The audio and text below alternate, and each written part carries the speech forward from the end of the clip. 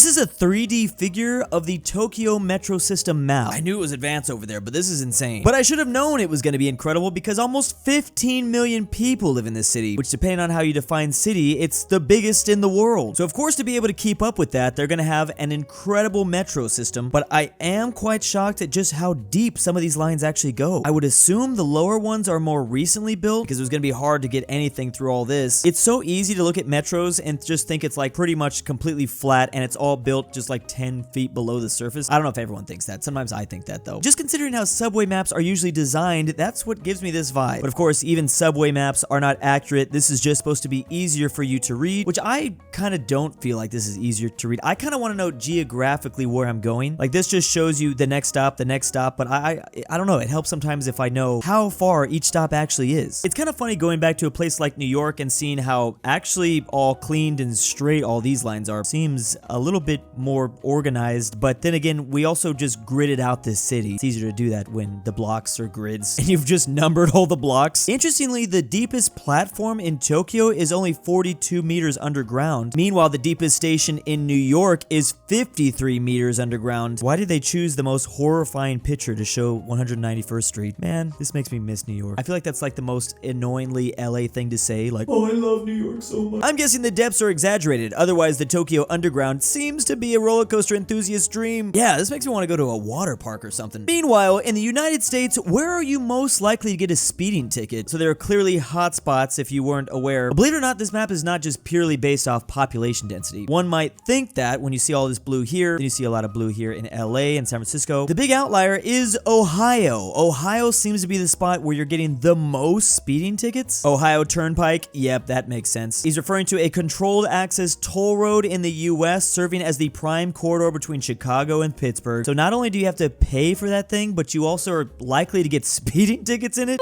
That. I hate toll roads with a burning passion. As far as Chicago goes, Chicago proper has speed cameras. And we have speed cameras, I think, here too in California, but no one ever gets charged with them anymore. Look at this other big dot around DC. Then from Alabama to Georgia. Hotspot here in Louisiana, but it's not actually in New Orleans. And I'm always told by my family to be careful about speeding tickets in Texas. In California, the speed limit is more of a guideline. You don't gotta stay under it. Yeah, not too big of a fan of this. Why aren't we more like Germany at least? There are in fact speed limits in part of their Autobahn, but at least having some areas where you can go whatever you want, that would be nice. Snapchat hasn't grown in North America for years now. I just recently downloaded Snapchat for the first time in a really long time. I just never really got into it. Since 2018 in North America, Snapchat has hovered just under 100 million users. That's 6 years of really not much growth at all. It does seem like it was more of a 2012 or 2013 thing. Now, this application has grown a bit more in Europe, but not that much either. There's 100 million users there. I've always wondered how Snapchat stays alive. This is how it stays alive. It's literally growing in the rest of the world. I really wish it was broken down more. So I'm guessing Asia, but possibly parts of South America. I mean, in 2018, there was less than 50 million users outside of Europe and North America. Now it's just been exploding. I wonder if India has anything to do with this. Snapchat has actually doubled its users since 2018. If you told me that like a year ago, I would not believe you. I thought it was a dead app, just like barely hanging on. It's because Snapchat has a specific demographic and they basically have capped that. Basically just have to pull in younger people from all around the world because old people aren't going to get it. I mean, I'm old. I mean, I was like right on that border between like too old for Snap. Like I am too old for Snap, but I almost even missed out on it like 10 years ago. I was so close. I do like their fun little stickers though. I will say that. They do a good job of keeping the convos fun. The 12 most misused English words. I wonder if exercise is going to be on here. I cannot for the life of me remember that. I've got no reason to actually remember the commonly misspelled words that I do because usually my phone just autocorrects, but then there's those words that my phone can't even autocorrect because it's so off and I want to throw my phone against a wall. Hung versus hang. Hung is past tense and referring to the dangling of something above the ground. Hanged is also past tense and that refers to executing someone by holding them. Oh yeah. Well, that's just a weird one. Flaunt versus flout. The dislike. Flaunt means to show something off while flout means to communicate or dislike. I don't even know if I'm pronouncing that right. Illusion versus allusion. Illusion versus allusion. Illusion is a noun that refers to a mistaken belief and allusion is a noun that refers to a reference. Allusion. Compliment versus compliment. Compliment. Holy crap, I am like a native English speaker and I don't even know this. Complement. Oh, something that's complementary versus compliment. Admiration. Farther versus further. Farther is a distance between two objects. Meanwhile, further is advancement or progress. I mean, I know the difference, but that's an interesting definition. Affect versus effect. Oh, this definitely messes with me. Effect is a noun referring to the result of something, while affect is a verb referring to the influencing that result. Bemused. Bemused and amused are not related. Bemused means to be puzzled at. I'm just gonna not use that word. Lay versus lie. It's easy enough. Lightning versus lighting. Lightning. I see. Versus lightning. Irregardless. I'm a little surprised about this one, especially that being so high. That's third. 2. Capital versus capital. One of it's like currency, right? Capital refers to the main city, while a specific building that those government officials meet in is called the Capitol with the O. Whoa! I would have had no idea. And finally, per use. Per use means to review something in depth. Damn, I should have read this a long time ago. How do I not know? So English is so dumb. Prices in every EU country, or how much has prices inflated. This is related to the European Union average. So some of the highest prices can now be found in Luxembourg. I mean, damn, they can afford it, so whatever.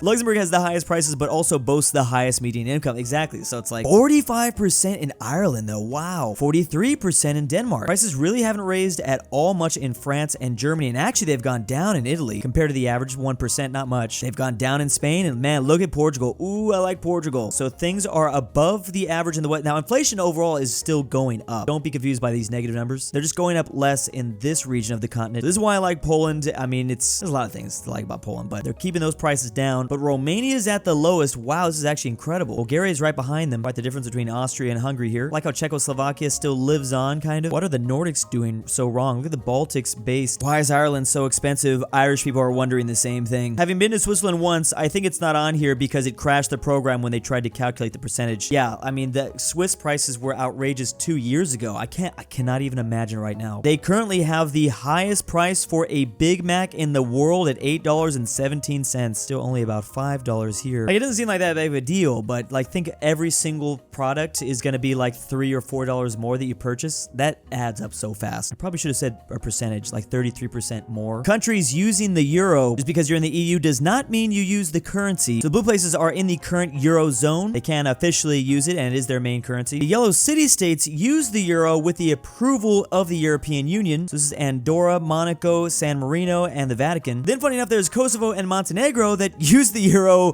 not with the approval of the EU. I guess you could do that, but alright. Then there's the EU members that don't use the euro. Of course, the Swedes are a big one. Also the Poles and Czechia, Hungary and Romania. And there's 2 nations that are on their way, or at least becoming a pre-member. That's Denmark and Bulgaria. So maybe one day they'll begin to use the euro. There's a lot of complicated things that go into this kind of messy situation. All EU members except Denmark are treaty bound to adopt the euro, but mainly purposely do not fulfill the necessary criteria. Yeah, I mean, every country is probably going to have their own reason why they wouldn't want to adopt the euro. There's a lot of politics that go behind it. Some places have their currency tied to it. For whatever reason, I have found myself looking this up a lot lately. This is percentage of population that is Christian in the Middle East. Because up until now, I really never knew. I did know that Egypt has the most in terms of population Christians in the Middle East. Not based on percentages though. That's about 10 million Christians currently living in Egypt. But Syria also is rather high at 10%. Not as high as their neighbor Lebanon at 31%. Of course, there's Cyprus. Cyprus is in kind of a unique situation. I mean, they're at 78%.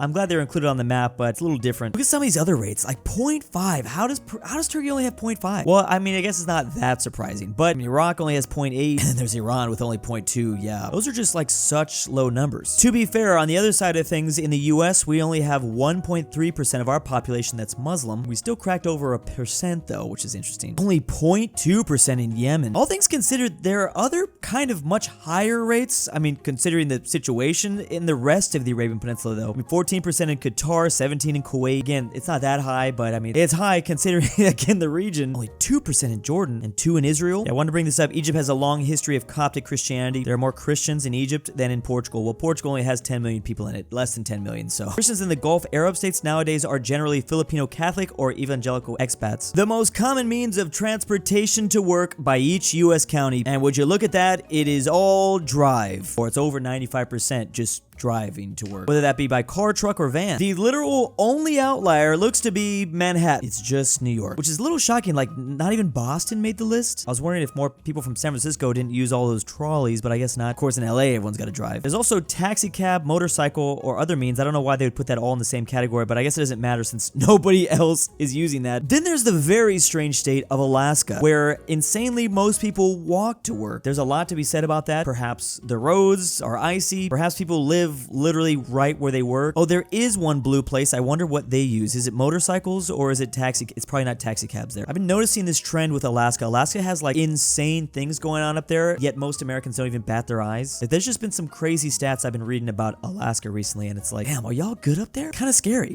I know we forget about you, but I hope you're doing okay. Funny enough, you can actually break metropolitan areas down from around the world. With over 1 million inhabitants, Mexico City doing a very good job with their own public transit. Look at these incredible numbers from Barcelona, though. I mean, they're almost split into different thirds between walking, cycling, public transit, and the motor vehicle. Beijing also doing a very good job too. It's actually even more split properly. Then there's Berlin. I don't think you want them all in like one category, but you know, just having like a diverse array. Bucharest, yeah, China does a really good job of this, and so do the Germans. Every single American. Look at this. Look at Houston. Holy crap, Houston, 91%. Literally 0% of people in Houston. Are you serious? There's nobody in Houston that bikes to work. I'm about to move to Houston right now and just do that. I will be the 1%. Well, now I'm just curious what city walks the most with over 100,000 inhabitants. Wow, Brussels at 36%. It's gonna be a place in the Netherlands with the cycling. No, Dhaka in Bangladesh. Wow, the Netherlands, Amsterdam. Where is Amsterdam at? That's what you guys all do. Oh, maybe they're not on the list. Public transportation. Mexico City is one of the higher areas in the world.